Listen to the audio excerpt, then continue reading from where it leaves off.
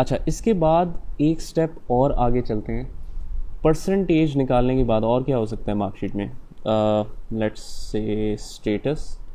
Status simply means कि अगर मैंने बेसिकली ये डिफ़ाइन करना है कि कोई स्टूडेंट पास है या फेल है, दैट इज़ इट्स स्टेटस।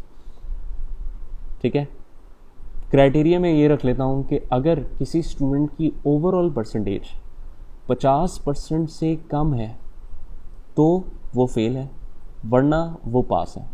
ठीक है, फॉर्मूला इसका कुछ भी मुश्किल नहीं है, जो हमने बोला है वही इसका फॉर्मूला।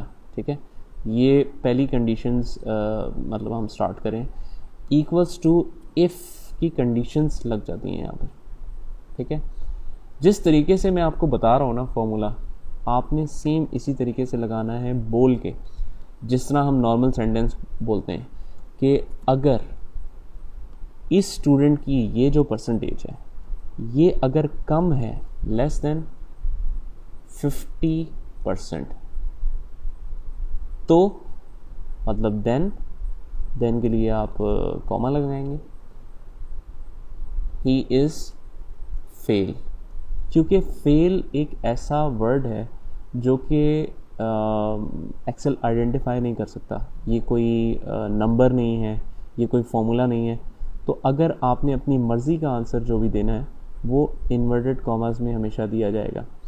तो हमने अभी तक क्या किया कि अगर इस स्टूडेंट के लेस देन 50% मार्क्स हैं तो वो फेल है, वरना के लिए भी आप कॉमा का साइन लगाएंगे, वरना क्या वो पास है। ऐसे ही है, ब्रैकेट हमें क्लोज करनी चाहिए, लेकिन अगर ना भी करें तो एक्सेल खुद से कर देगा। ज़रा टेस्ट कर लेते हैं, डबल क्लिक एंड ड्रैग।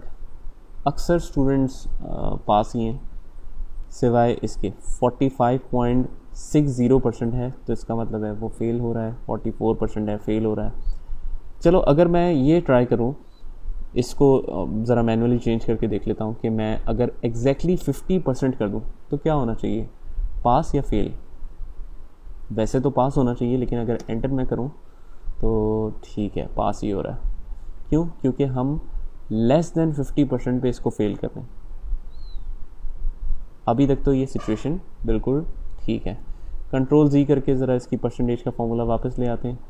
अच्छा, इस कंडीशन को, इस लॉजिकल टेस्ट को आप अपनी मर्ज़ी से 1001 तरीके हैं इसको लगाने के, तो आपको जो तरीका बेहतर लगता है आप उस तरीके से लगा सकते हैं।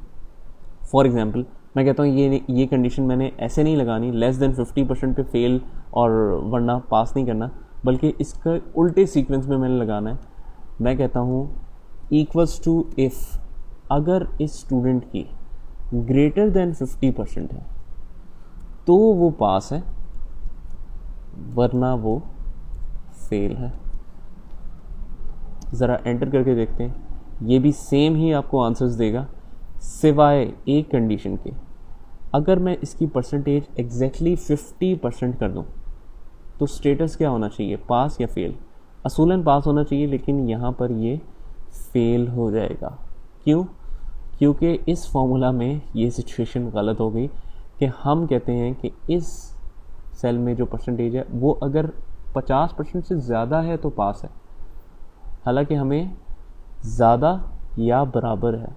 अगर ग्रेटर देन और इक्वल्स टू 50%, ये फॉर्मूला में एडिशन मैंने कर दी, और अब देखते हैं कि स्टेटस ये पास दिखाता है या फेल दिखाता है। पास दिखाना चाहिए। ठीक है, तो इस तरीके से आप इसमें एडजस्टमेंट्स भी कर सकते हैं। ज़रा एक दफ़ा दोबारा से फॉर्मूला लगा लेते हैं। फॉर्मूला बड़ा सिंपल सा है, हम कहते हैं equals to if this cell is less than 50% then is fail, otherwise he is pass. ठीक है, तो इस तरीके से आप फॉर्मूला लगा के डबल क्लिक कर सकते हैं। उसके बाद ग्रेडिंग सिस्टम, ये ग्रेड आप कह सकते हो या ग्रेड ही कह लेते हैं सर। अच्छा, ग्रेड का मतलब क्या है कि बेस्ड ऑन सर्टेन परसेंटेज। अभी तक तो हमने कहा कि सिर्फ स्टेटस पास है या फेल है। अब आपने बताना है कि अगर इतनी परसेंटेज है तो पास है किस बेसिस पे, मतलब ग्रेड उसका क्या बन रहा है, ए ग्रेड है, बी ग्रेड है, सी है, या क्या है। इसके लिए देख लेते हैं हम एक मार्किंग स्कीम। इस तरह की मार्किंग स्कीम आप सब ने देखी होगी पहले, ज़रा मैं बना देता हूँ यहाँ पर।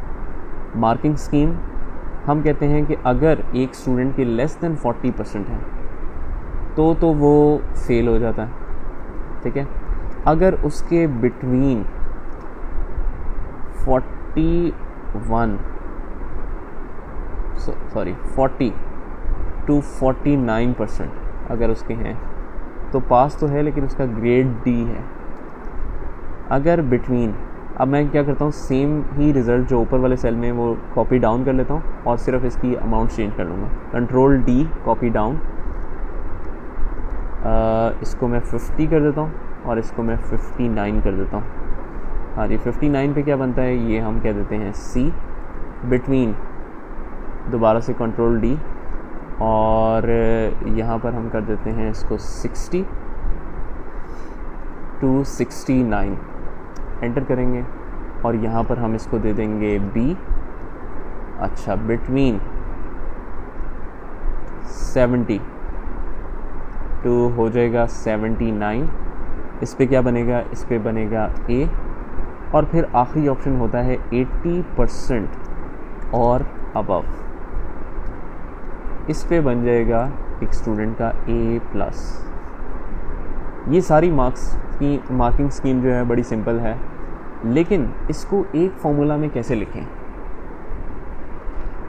करना हमने क्या है कि ये परसेंटेज को टेस्ट करें और बार बार टेस्ट करें कि क्या ये 40% से कम है। अगर 40% से कम है तो फेल। फिर अपर और लोअर लिमिट देखें, क्या ये बिटवीन 40 to 49% है। अगर 40 to 49% है तो डी, फिर 50 to 59% पे सी। ये एक ही जगह पे आपने लिखना है। फॉर्मूला कौन सा लगेगा, इफ़ देन कंडीशंस, बिल्कुल इक्वल्स टू इफ़। अच्छा जी, अब अगर मैं कहता हूँ कि अगर इस स्टूडेंट के लेस देन 40% मार्क्स हैं, लेस देन 40% है, तो क्या होगा ये, तो फेल, ठीक है। वरना क्या, एक लॉजिकल टेस्ट के, ये बेसिकली हमारा लॉजिकल टेस्ट है, वैल्यू इफ़ ट्रू, मतलब ये कह रहा है कि अगर ये लॉजिकल टेस्ट सेटिस्फाई होता है, ये लॉजिक जो है वो ट्रू हो जाती है कि मतलब एक्चुअल मार्क्स जो परसेंटेज में है वो लेस देन 40 ही हो जाते हैं, तो वो ट्रू हो जाएगी। तो वैल्यू ऑफ ट्रू अगर हो रही है ये, तो आपका फेल हो जाएगा। ये लेस देन 40 से ही मीट करता है अगर क्राइटेरिया, तो फेल हो जाएगा। वरना क्या हो, अगर वरना हमने वैल्यू फॉल्स में पास ही दे दिया तो फिर तो बात ही ख़त्म हो गई, फॉर्मूला कंप्लीट हो जाएगा, इसके आगे मज़ीद आप कुछ लगा ही नहीं सकते। तो हम कहेंगे कि वरना इसको दोबारा चेक करो, इफ़ लगा देंगे, एल्स पे के बाद इफ़, क्या इसके लेस देन 50% है। अगर लेस देन 50% है तो डी। अब ये चलता जाएगा फॉर्मूला, ठीक है। वरना दोबारा चेक करो कि इस स्टूडेंट के लेस देन 60% तो नहीं है। अगर लेस देन 60% हैं तो सी। वरना दोबारा चेक करें कि इस स्टूडेंट के कहीं कम तो नहीं है 70% से। अगर 70% से कम है तो बी। वरना दोबारा चेक करें कि इस स्टूडेंट के कम तो नहीं है 80% से। अगर 80% से कम है तो क्या हो जाएगा, तो ए। अच्छा, वरना, अच्छा अब वरना हम हमेशा कहते थे कि दोबारा चेक करें, वरना दोबारा चेक करें। एंड में कंडीशन जो है वो फॉल्स की आपको बतानी पड़ेगी बकाया सब में, अदरवाइज A+, ठीक है। ये बात समझ आती है। मैं कहता हूँ कि अगर लेस देन 40 है तो फेल, लेस देन 50 है तो डी, लेस देन 60 है तो सी, लेस देन 70 है तो बी, लेस देन 80 है तो ए, वरना A+। ये वाली कंडीशन है एक्चुअली 80% और अबव के, मतलब जो भी आपने लोअर क्राइटेरियाज थे वो तो सारे बता ही दिए कि अगर इससे कम होगा तो क्या होगा, इससे कम होगा तो क्या होगा। बाकी सारे ऊपर के ही मार्क्स होंगे। तो 80% और अबव अगर होते हैं तो खुद ब खुद ये उसका ग्रेड ले लेगा। बेसिकली ये आती है थोड़ी सी कॉम्प्लेक्सिटी यहाँ पर। इफ़ देन में इसको कहते हैं नेस्टेड इफ्स, ठीक है, ये बहुत ज़्यादा यूज़ होने वाला फॉर्मूला है। नेस्टेड इफ्स इसको कहते हैं, या फिर इसको हम लूपिंग भी कह सकते हैं। बेसिकली एक लूप चल गया, अगर आप नोटिस करें कि इफ़ हमने ओपन किया फॉर्मूला और एक लॉजिकल टेस्ट लिखा, इसके बाद हम सारे इफ्स ओपन करते चले गए, 1 2 3 4 5 सारी ब्रैकेट्स हमने ओपन की हैं इसकी, लेकिन क्लोज़ कोई भी नहीं की। तो अब हमें देखना पड़ेगा कि हमने ओपन कितनी की थी, 1 2 3 4 5, एंड में आपको क्लोज़ करनी पड़ेगी इकट्ठी, 1 2 3 4 5, ठीक है जी। तो ये बेसिकली इसकी लॉजिक है, this is called nested ifs. अगर मैं ये लेकिन ब्रैकेट्स ना भी क्लोज़ करूँ तो देखते हैं क्या होता है। अगर मैं एंटर कहता हूँ तो एक्सेल कहता है कि मैंने आपका फॉर्मूला देखा एंड फाउंड अ टाइपो, मतलब काइंड ऑफ एरर, आपने कुछ चीज़ें मिस कर की हैं, and I try to correct it, कि मतलब मैंने ये एंड में जो है वो 5 ब्रैकेट लगा दिए, तो क्या मैंने ठीक किया? तो आप इसको येस कर देंगे, येस कर देंगे तो आपके पास ये खुद ब खुद से 5 ब्रैकेट क्लोज़ हो जाएंगे। अब देखते हैं कि हमारी मार्किंग स्कीम के हिसाब से ये सारे कुछ सही आ रहा है कि नहीं। ज़रा डबल क्लिक करके ड्रैग करते हैं। 70% पे ए बन रहा है, ठीक है, 60% बी बन रहा है, डी बन रहा है, बी बन रहा है, ठीक है जी, सी बन रहा है। तो खुद ब खुद से सबकी परसेंटेज अगर मैं 80% कर दूँ, ए प्लस है, ठीक है। ये आप टेस्ट कर सकते हैं इसी तरह किसी भी फॉर्म में सेल की वैल्यू चेंज करके। जो भी आप सोच रहे हैं वो एक सेल में लिख के ज़रा देख लें, उसके बाद बेशक हम Ctrl+Z कर दें। तो यहाँ तक करें, फिर आगे हम देखते हैं मज़ीद।